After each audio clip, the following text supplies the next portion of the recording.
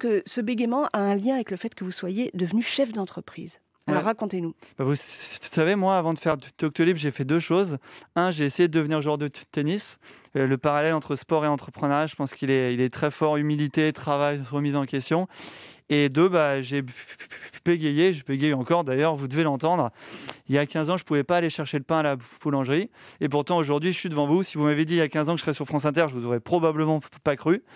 Et en fait, pourquoi ça m'aide ? Parce que ça m'aide à me remettre en question tous les jours, ça m'aide à écouter, ça m'aide à mettre une culture bienveillante dans notre boîte. Je peux vous parler des années de notre service. En fait, ce qui compte, c'est les 1500 collaborateurs de Doctolib et la bienveillance qu'on met.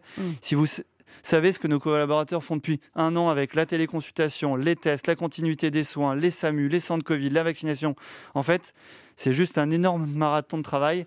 Et je pense que le bégaiement, ça m'a appris que c'était très important d'être bienveillant, d'être à l'écoute et de travailler dur. Mais ce que j'ai déjà entendu dans votre bouche, c'est aussi que la raison pour laquelle vous êtes devenu chef d'entreprise, c'est qu'en fait, vous vous êtes dit, si je vais à un entretien d'embauche, c'est pas sûr que ça se passe bien, autant y aller tout seul, autant créer ma boîte. Exactement. Et d'ailleurs, j'ai déjà été discriminé dans des entretiens d'embauche de grandes entreprises françaises sur le bégaiement en me disant bah, tu ne seras pas capable d'aller devant un client, tu ne seras pas capable de faire une réunion.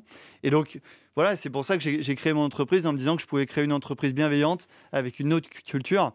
Et d'ailleurs, ce bégaiement m'a permis aussi de connaître un peu le système de santé, et notamment la santé mentale. Si vous me permettez, hein, Allez-y. c'est d'actualité 2 fois plus de recherche de psychologues et psychiatres sur Doctolib sur les 5 derniers mois. Énorme enjeu de santé mentale en ce moment. Ça a été largement communiqué dans les médias.